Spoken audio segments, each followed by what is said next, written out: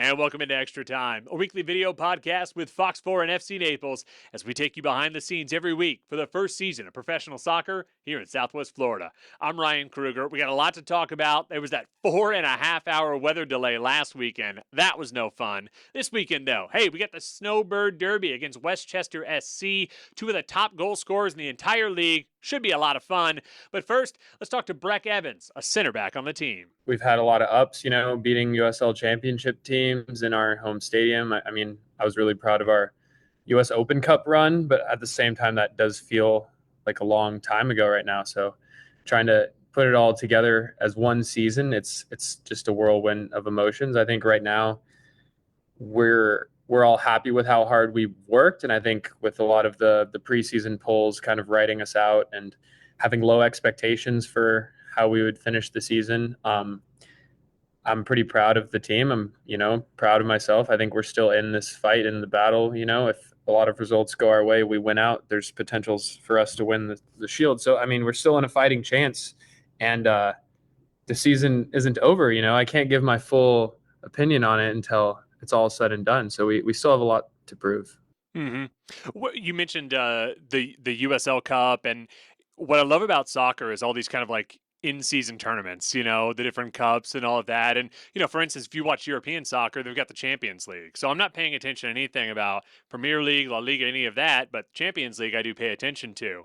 As a player, because the season's so long, but you've got these tournaments to mix it up. Do you ever find yourself, okay, we want to make sure we're showing out during the tournaments, or we've got this long season we got to prepare for, or is it you take kind of each game at a time? You get up for each game for each individual reason. I think the matches against teams that are in a higher league than you, so U.S. Open Cup, so the Jägermeister Cup, we've had those opportunities. Players on our team, or just in general, will typically try a little bit harder, typically try and impress that team, impress that coach on the other team who is the coach of the team that's in a higher division, because that could mean improved salary, better opportunities for your career for the next year, et cetera. Just having those eyes on you is a unique opportunity that sometimes a league game between two USL League One teams doesn't provide. But at the same time, over the course of the season, the regular season, usually the top performers are rewarded as well. So I think all the games matter almost equally as much, but there is always a little bit of an added motivation when you're playing against a team that's higher from you, because you can raise eyebrows across the league from the media, from other teams, when you're creating those upsets. So let's talk about your journey to FC Naples. Originally from California, how'd you end up on this coast? I've been playing professional soccer for the last 7 years. So I've lived in Dallas, Texas, Austin, Texas, Memphis, Tennessee, Northern Colorado the last 3 years. And then from that team, I came to Naples. So it's been kind of a journey, but definitely the beach being here was very attractive. Growing up in California, I do like the Florida beaches better, the Gulf side, at least, Naples side. So soccer is a crazy industry. There's people all over the world. It's very international. It's a very diverse sport. So it was a great opportunity to come to Naples, and the story is still being written. Yeah, you've got the ocean out in California, but that water is freezing. You can actually get and swim in the Gulf down here. Correct. When I've brought on other players on the team, I've sort of asked what's kind of the identity of this team, and a few of them have mentioned the center backs, you, and of course your compatriot next to you, Jake. What do you kind of view your role as the team? Are you guys sort of the enforcers of the team? Are you guys sort of the ones making sure you set the tone on the defense? Yeah, setting the tone on the defense, setting the defensive line. Sometimes we're setting a higher line. Sometimes we're, defensively a little bit closer to our goal, like doing those headers and defending the box. Jake and I will sometimes talk about like just taking care of our side. So if he's on the right side and I'm on the left side, I'm doing a lot more talking to the people to my left and in front of me, and then he's doing more talking to, maybe Max Glasser or Chris Heckenberg, whoever's in front of him or to the right. So kind of divide the field and conquer, in terms of communication. and then sort of in possession, trying to choose when's the right time to have a quicker speed of play, a high tempo, and when's the right time to recognize your teammates are tired and maybe just keep possession with a slower tempo, and then once the other team starts to press, we can attack and hurt them again. So yeah, I feel like we try and control the tempo back there. The very nature of being a pro athlete is you're going to move around a lot, right? You got to go wherever the work is. But I imagine that can also be difficult sometimes to form chemistry with teammates. If every couple of years you're getting new guys coming in, how and this team is completely brand new. How is it that you build chemistry? How do you build a team culture?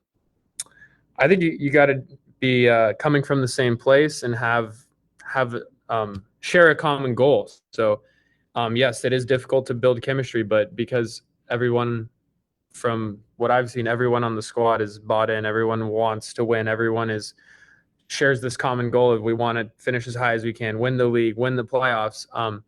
So it makes it easier when you share that common goal to overcome the lack of chemistry. We also had 5, 6 preseason games where I feel like we talked a lot, ironed out the details. So by the time the first game of the season in March did come at Paradise Coast, we were already a step up ahead, where we were as if we never had played matches together. So a lot of the chemistry things, it is very important, and I mean, I think it helps with time, but at the same time, when you share those common goals, you kind of know what the person next to you is going to do, and everybody plays better for it.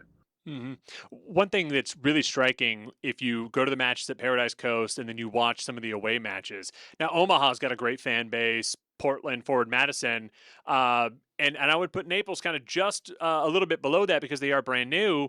But compared to some of these other teams, I'll watch some of these games and there's nobody there, unfortunately. It's like for whatever reason, just the community just hasn't bought in. Who knows what the reason is for that? It does seem like there's been quite a bit of fan support from Naples. How has that been for you, being embraced by this community?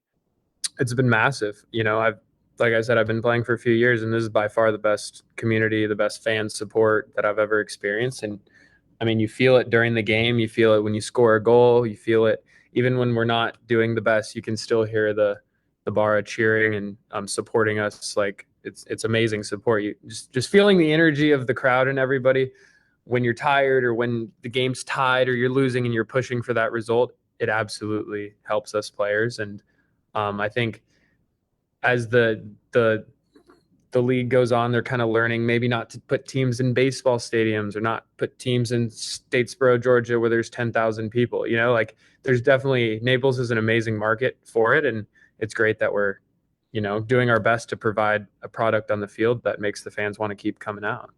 Yeah, if you put them in a good stadium, you put them in a good market with fans that would be interested, and you see this in a lot of the. I mean, these teams just take off, and whereas the opposite, like you're saying, those teams will just squander. So it's there is a lot of very important decision making long before the team ever takes the pitch. Right, and a lot of I mean, even halfway through the season, we're now almost towards the end, and there's still people that I meet after the game that say it's their first FC Naples game and how they loved it and they're going to come back. So, I mean, there's still a lot more community outreach. It's the first year, right? So think about in 4 or 5 years how much more support we'll have with the youth and just everybody in the community. All right, so it's tough to take much away from this most recent match, unfortunately, because of that. I think it ended up being like a 3-hour weather delay against Union Omaha. But how are you feeling after this weekend? Yeah, it was actually from the time we went into the locker room to when we kicked off again was 4.5 hours. So Wow. I've never been a part of that long of a weather delay. So that was, we warm up for the game. We played the first half, came out, played the first 15 minutes, or not even 15 minutes of the second half. Then we went inside. We came back out, warmed up again, went back inside, sat for another 2.5 hours, and then warmed up a third time to start the game and play. So we kicked off the game at 4 p.m. Central Time, and then we kicked off the restart at 10 p.m.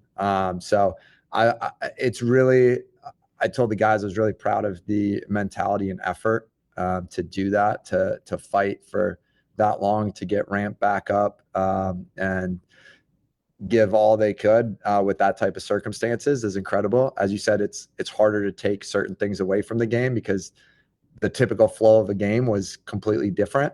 Um, But the most positive for me that and the staff that we talked to the guys about is that was our highest XG, which again, that's expected goals based on different equations of who's shooting, where they're shooting from, how many defenders, etc. It was our highest XG that we've ever created in a game. So we created some really high quality opportunities. We just one of those nights where the ball just wasn't going in for us, but from the controllable side in terms of shot creation, we did a lot of positive things to grow on. What are you doing during that 4.5 hours to make sure that everybody's still staying loose and staying warm?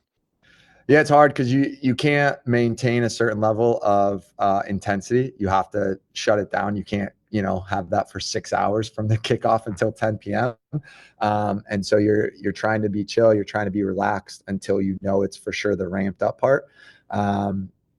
But yeah, those, I mean, it's you're on phone calls with the front office because the front office is communicating with the league. Are we going to play the game? Is the game going to get moved to another day?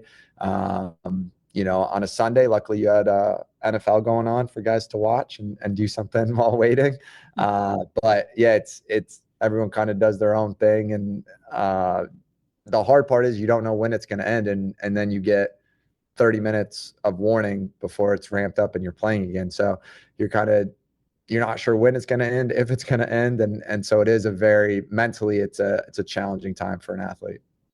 There was some positive though. Dominic Backstein scored his first USL League One goal. Again, I think it was a rebound, but he stayed there in the right position and got it. Do you think are we going to see a little bit more of him as the time goes on because he does bring a certain skill set?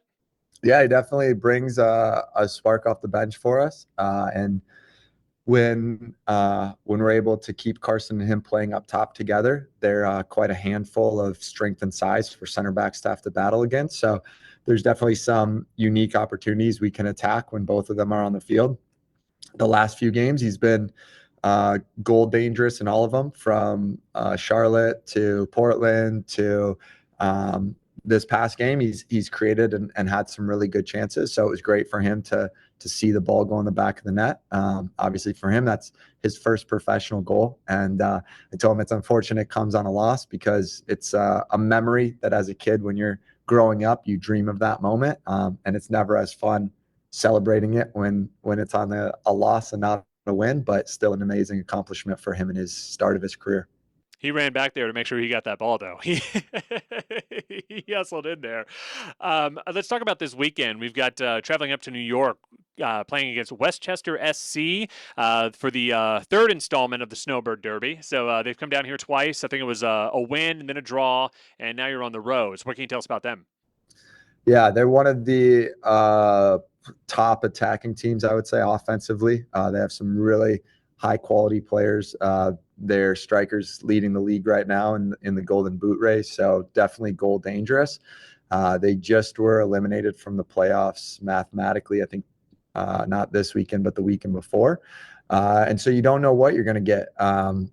In one hand, they're playing now for pride, and that can sometimes bring out even better when you have nothing to lose because you're already eliminated from the playoffs. So it's like, why not just play with full confidence? And you also have guys that are realizing, hey, we're not playing maybe for the postseason now, but I'm playing for my next contract. And so, I assume they'll come out quite hard. I assume they'll bring everything they have. It's an opportunity still to get a win for them in front of their home fans, which is always a positive thing when you're building community relations. So I suspect it's going to be a very intense game, and we're going to have to be able to finish our chances to give ourselves the best opportunity to get 3 points on the road. Yeah, a lot of fireworks in that last match. I think that was the one, right, where Carson got 2 goals in that match. And so you've got two of the leading scorers in the entire league going against each other. So it should be fun. I mean, it was a lot of fun last time. I assume it'll be kind of similar this time. Yeah, I don't know if I love fun. I think Right. fans and coaches have a different definition of what fun is. But yes, from the experience of having two of the top, whatever it is now, 3 goal scorers in the league battling against each other on the field should lead to some quality moments for sure. Uh, because we're kind of getting into that chess match, right? Now you're still in fourth place, so you would still, if it ended today, host a playoff game. But of course, you don't know what's going to happen with the rest of the season. Are you focusing any about that? About maybe changes you'll do, sort of chess matches of okay, let's try to get somebody else some experience, or are you still just let's try to win all these games to see if we can secure this? Yeah, I mean, obviously, you go into every game hoping to or wanting to win, or the intention is to win. But for me, the biggest focus right now is are we building, are we growing, are we developing to be ready for the first round of playoffs? Now, if that's home, great, amazing. If it's on the road, great, amazing. We'll take care of it wherever it is. The biggest thing for me is, are we refining the small details to give ourselves the best opportunity come playoffs? So obviously, yes, I'd love to play at home. I'd love to get the home playoff game, but that's not guaranteed right now. Obviously, winning secures that, so be great to win. And then as the games go, that's something that the staff will determine is, if playoff seeding is set, then are we looking to rotate, give some guys some rest? Does they got opportunity to give some other minutes? At the same time, you don't want to change too much and lose momentum if you're in a good flow. So yeah, there's a lot of decisions that will be made over the next coming weeks. Join us every week on Extra Time.